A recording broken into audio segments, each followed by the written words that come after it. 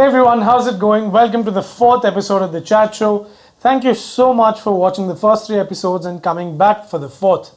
For those of you who are tuning in for the very first time, thank you so much for discovering my content and coming here to support me. For those of you who are not new, who have supported me throughout my journey, who have loved my music, attended my live shows, come up to me, conveyed your regards to me, thank you so much. It is because of those moments that I have shared with you and the experiences that I have shared with you that I'm able to bring you all these videos and all the content. So once again, I am grateful to all of you for your support. As always, please leave a like on the video and subscribe to the channel if you enjoy what you hear. So without further ado, let's get started.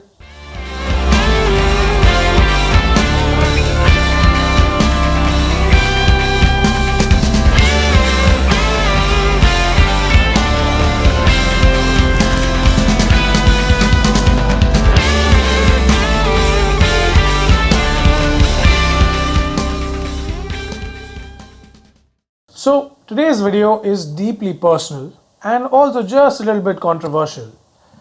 Is a musician an entertainer? Is a musician a people pleaser? Is this business for us, or are we truly doing it just for our heart's satisfaction? Do we compete with our rivals and peers? Do we strategize to beat our peers? Or are we simply part of an ecosystem where everybody is supporting one another? What is it? What goes on in a musician's mind?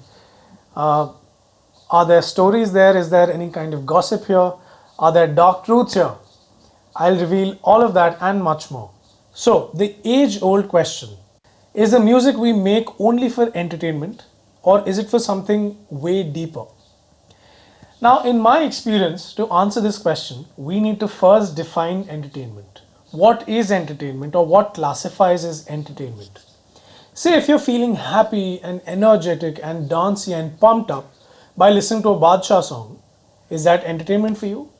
Or if you're driven to tears, if you're almost crying, or if you're feeling solemn after hearing a heartbreak song by Arijit Singh, is that entertainment?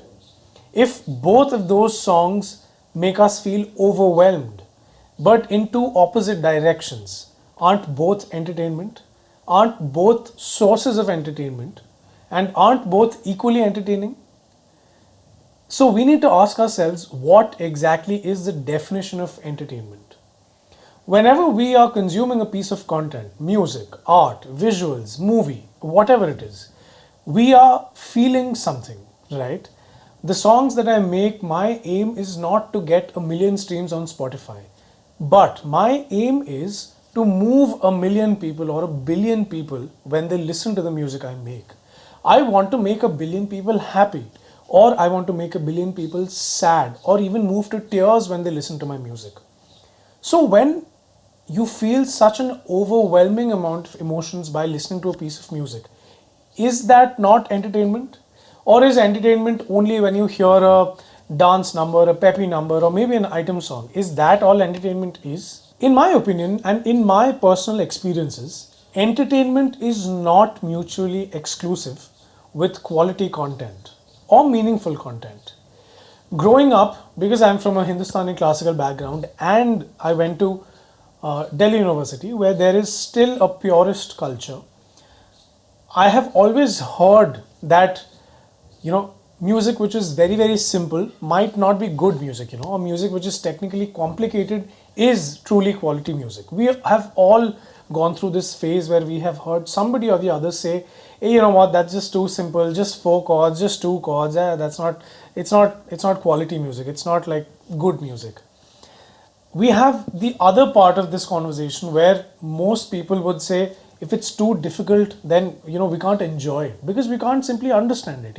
It takes a lot of mental faculties to even understand what's happening. So how can we enjoy what we're hearing? Most people, when they put on a piece of music, they want to just get into the vibe, They want to vibe with it.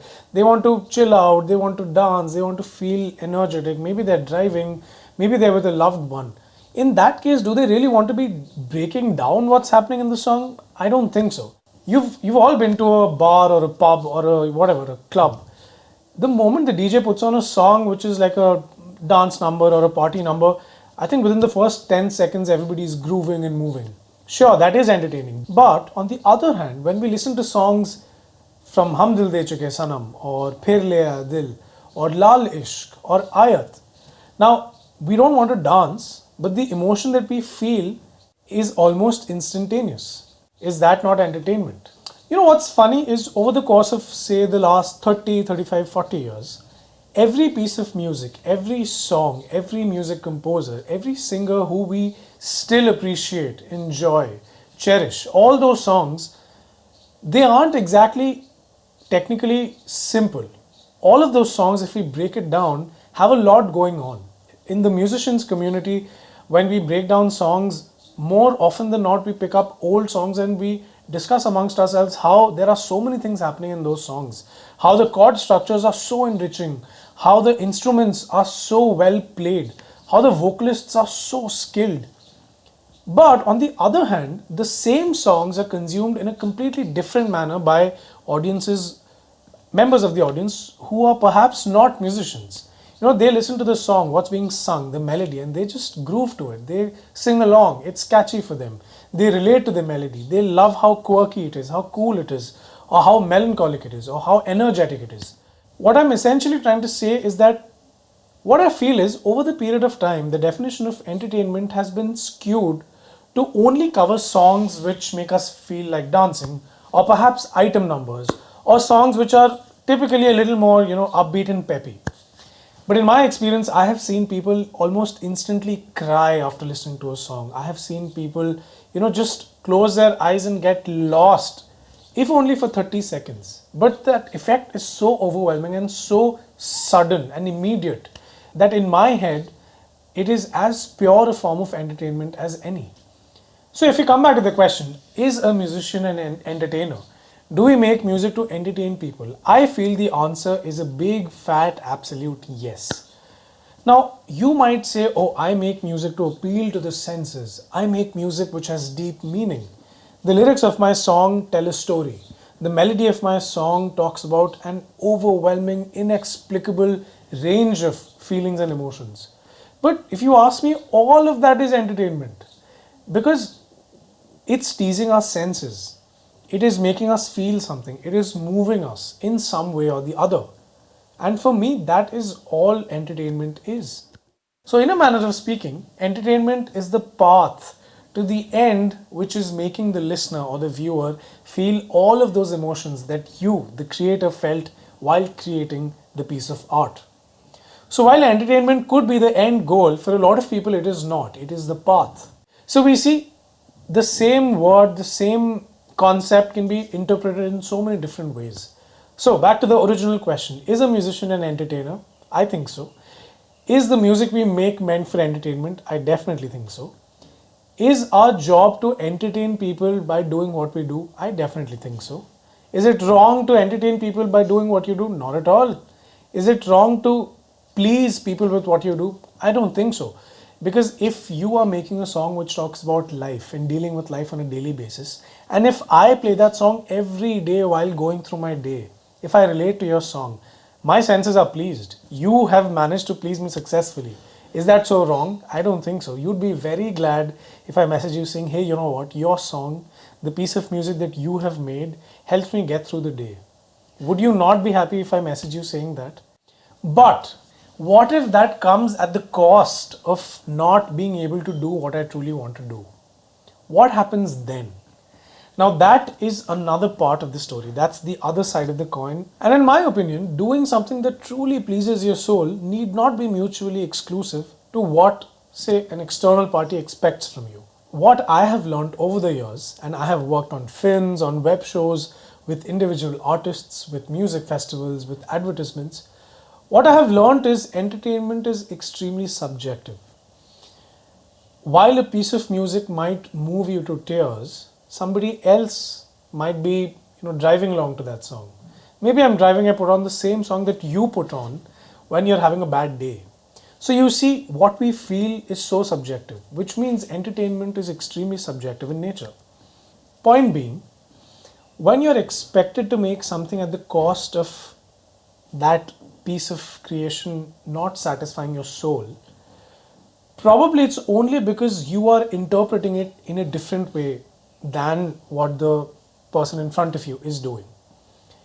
That conflict that there is inside of us is not a battle between doing something that pleases the crowd versus doing something that pleases my soul.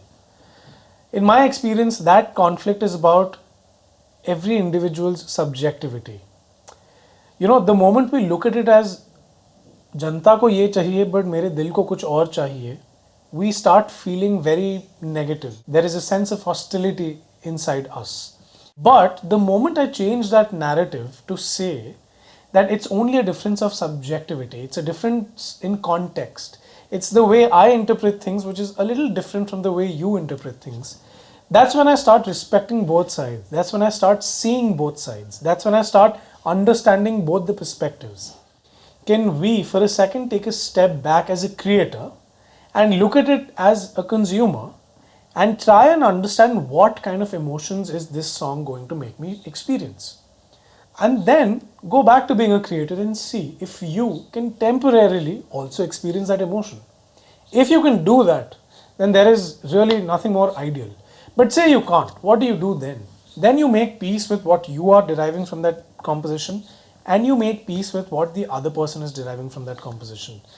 Now, when we're talking about emotions, there has to be a compromise, right? Say, I am feeling strongly about something and you are feeling strongly about something else. The only way we can coexist is if we reach some sort of a middle ground. Otherwise, we will always be at conflict. That's how things work. So, as a creator, can we find a middle ground between what is asked of us and what our heart truly wants? The moment we find that middle ground, a composition, a song, a film, a story, it starts transcending boundaries. It starts appealing to everybody in a different manner. It starts becoming something that is cherished over generations. Take a look at songs like Laga Chunari Mein Daag or Chingari Koi Bhadke. There are people like me who look at how complicated that composition is, how beautifully crafted it is. Then there are people who look at how simple it is. Imagine the same composition being looked at for its complexity and its simplicity. There's a middle ground in that. And that is the reason why some compositions and songs stay on in our hearts and minds for generations to come. So in my experience, in my life, I always try to find that sweet spot in the middle, that middle ground, which will, let me interpret the composition in my own way and let the listeners, the viewers, interpret the composition in their own way. I am not enforcing my meaning on them. They are not enforcing their meaning on me. And I think that's how art coexists because for everybody, art holds a different meaning. Art has existed through violence, it has existed through love, it has existed through hardships. So you see in every situation it has a different meaning. Another question that I get asked very often is that how do we make music which has generational appeal? How do we make music which is not just meant for temporary virality and stays on for generations to come? While the music we make has a certain vibe, has a certain type, while there is a box that we fit in my opinion, we should always keep the lid of that box open. I'll tell you why. If we keep the lid open, then we can willingly step out of that box whenever we want to and step back in whenever we feel like. As long as we are not stuck to one box and we are open to the idea that, a year from now, maybe I will fit in a completely different box. Maybe a couple of years from now, there won't be any box to fit in because my work just transcends several boundaries, parameters, checklists. If you're open to that sort of evolution, then even without trying, your music will last years and decades and generations. The more we try to make music which will stay 100 years from now, I think the more difficult it is because we are trying to achieve something that hasn't happened yet. We are trying to achieve a level of maturity and emotional quotient that we haven't reached yet. When I say we are constantly evolving, what I mean is the way we consume, the way we understand a piece of music is also evolving.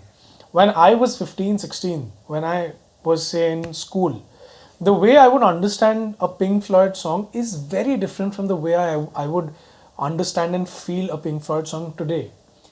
Back then, maybe the sonic characteristics of a Manna De, an R.D. Burman song when I was 15, I would probably just look at the composition and go like, oh, I want to be able to sing like that. But now I listen to it as a complete package. I listen to the music, I listen to the instruments, I listen to the words, I listen to the way the singer has sung the song. So my appreciation, the way I'm appreciating music is also constantly changing. And that is why, in my opinion, songs and music directors go on for generations, because even after they've stopped making music, perhaps they're not even there anymore, people who are listening to their music, they are constantly evolving, they are changing, their mindsets are changing. So at the end of the day, what we need to ask ourselves is, the story that a song tells, the narrative, the emotion, the feeling, is it deeply personal to us, or can we make it personal to every listener who's to come? Now, the next part is quite an interesting topic. Is this business for us? Do we treat music as a source of income only? Is this a product? Is this a business for us? In my opinion, in my life and the kind of experiences that I've had, my answer would be yes. Now, while on the one hand we have our artistic side, the emotions, the process of growth, the learning, on the other side comes the commercial element of making music. At the end of the day, people are consuming your content, people are listening to your music, they are hitting that like button, they are subscribing to your channel, as I hope you've done to mine. They're saving your artist profile, they're sharing it with their friends. All these streaming platforms are paying us royalties, films are paying us to sing for them. So this is the only way for us to generate commerce, which basically means this is our source of income, this is our source of livelihood. So if we are earning money through something, and it is a service that we're offering, could be a product as well, depending on how you look at it, then is it not business for us? I say it is. For me, at least personally, it is definitely business for me. Sure, a part of me does it because it satisfies my soul, because this is the purpose of my life. I have found it. But a part of me is also constantly checking how much money comes in, what goes out, where it comes from, and where it's going. I am 25, 26, could be 27, who knows. But, I need to earn my living, I need to earn a livelihood. So I need to be very careful about what I earn, how I earn it, where it comes from, etc. And in today's world, which is, let's face it, it's hyper competitive, if you are not of sound business mind, if you do not plan your journey, if you do not plan your finances, then your journey or your growth will become that much harder. Now, when I started out, I came from a pure Hindustani classical background. And let me tell you, Indian classical music does not stress upon planning your journey, does not stress upon planning your finances, does not stress upon social media, does not stress upon marketing. So when I joined my first college band, all of this was new to me. Then when I started my own project, I suddenly realized that I need money. Then I realized, I'm growing, whatever. I'm now 20, now I'm 24, now I'm 25, and I need to start earning. I need to have some sort of a stable source of income. And that's when I realized, perhaps I need to think of music not just as an art form, but I also need to think of it as a business, as an offering. And there is a huge crowd, a huge market waiting to consume what I have made for them. The moment you think like that, you need to start planning. I plan out my releases, I plan out my videos.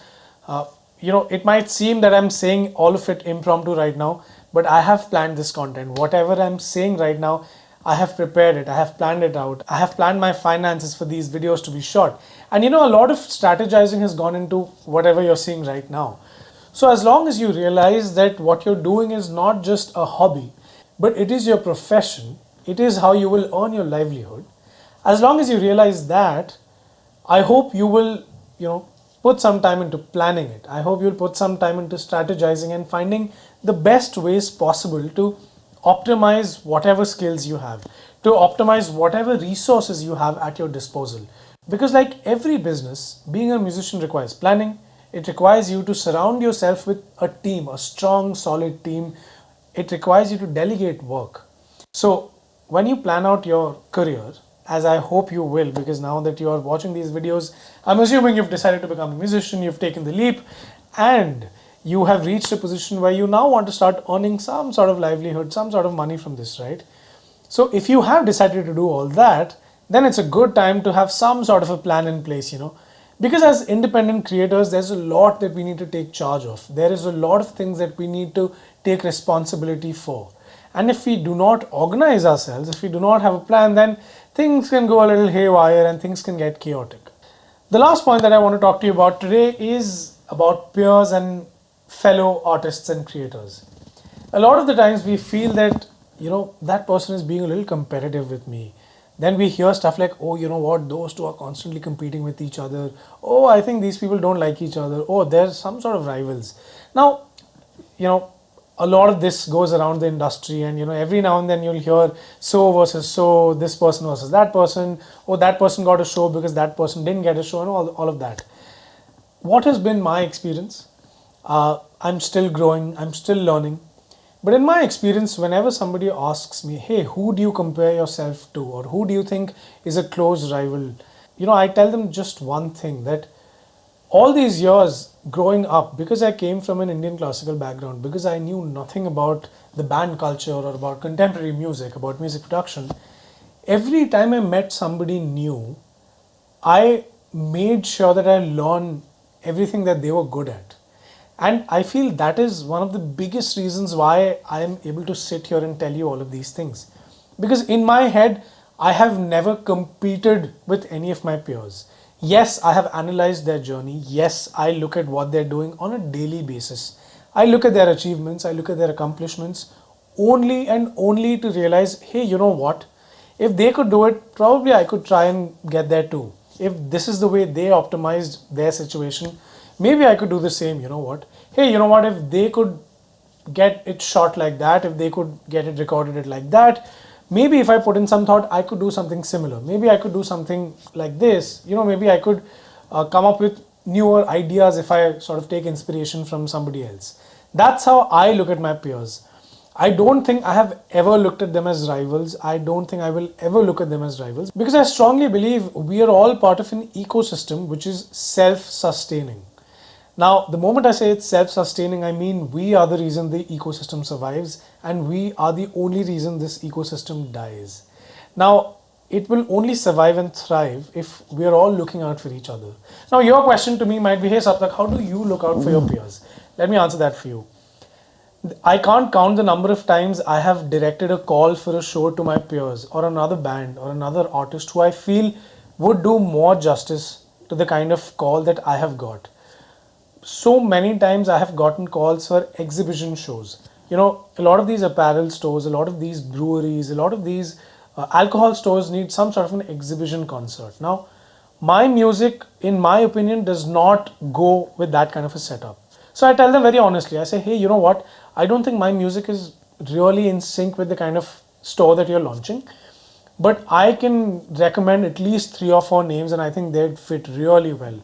And every single time the person who ends up performing gives me a call and says, hey, you know what? They told me you gave them my name, and I couldn't be more thankful. Thanks a lot. And, I don't do it to get that phone call, but I know for a fact that because I did this, the overall ecosystem gets benefited. Because, if we do not look out for each other, then it's extremely difficult for the whole system to thrive. For me, looking at my peers is not about seeing what they're doing better than me, but it is to analyze what they are doing which is enhancing their journey that maybe I could do for my journey as well. When I made the first ever music video for my song Darya, I had actually seen a music video by a band called Submarine in Space. Now they happen to be my friends. Abhishek Mittal, who's a fantastic guitar player, is a very close friend of mine. I saw their music video for their song Take Off, and I asked myself, hey, can't I do something similar? It doesn't look too complicated. All the members are there in the video. It's such a simple concept. There's a simple PowerPoint presentation for visuals going on in the background, and it's all done in a very simple manner which is aesthetically pleasing. So I called a couple of my friends who are visual artists, and I told them, hey, you know what, this is the reference. Can we do something similar for my song? And they said, yeah, sure, why not? It's such a cool concept. So that is how the first ever music video that I released came into existence, because I saw something that another artist had done and I loved what they had done. I came back home and I thought to myself, hey, could I do something similar? Will my music fit that vibe? The answer to all those questions was yes, and I did it. And believe me, Submarine in Space and I are so close now that very often we find ourselves exchanging ideas, we find ourselves exchanging concepts, album artwork ideas, merchandising artwork ideas. And this is exactly what I mean when I say we need to thrive together, we need to grow together. This is exactly how independent creators grow together. So, to answer the original question, do I compare myself to my peers? Yes, but what is the basis of that comparison? Am I comparing their achievements to mine? Absolutely not. Am I comparing their journey to mine? Definitely not. Everybody has their own journey. But am I comparing the way they are doing things, the way they are optimizing their situation? Yes. Am I comparing to learn from their journey? Yes. Am I constantly comparing to see what I can improve about my journey because I have seen something that somebody else is doing? Yes. I'm constantly on the lookout to see where I'm falling short, to see where I can improve, but never to doubt myself just because somebody else has achieved something that I haven't. Everybody has their own journey. Everybody has their own pace of progress. Everybody has their own idea of success. The moment you start comparing, you are only hindering your progress. If you start second guessing yourself, if you start doubting yourself, then that's half the battle lost. On the other hand, if you stand firm, if you trust your capabilities, if you trust your judgment, your journey, and try to learn from your peers, then that's half the battle won. Because honestly, that's the only way to grow in the long run. You live, you see each other, you learn from each other, you collaborate, and you grow together. If you enjoyed what you heard in this video, if you think it added any sort of value to your career, to your journey, to your lives, please leave a like on the video and subscribe to my channel. It helps me become friends with the YouTube algorithm, and we all know it's good to be friends with the YouTube algorithm. I will see you in episode 5 of The Chat Show next week. Till then, stay safe, stay healthy, keep learning, keep growing. Above all, if you want to share your thoughts, if you have any sort of questions, please connect with me on my Instagram. It's listed right here. My email ID will be given in the description. Or if you want to leave a comment down below and interact with the community, please feel free to do that, and I will get back to you as soon as possible. I will see you again soon in episode 5 of The Chat Show. Take care, stay safe, bye-bye.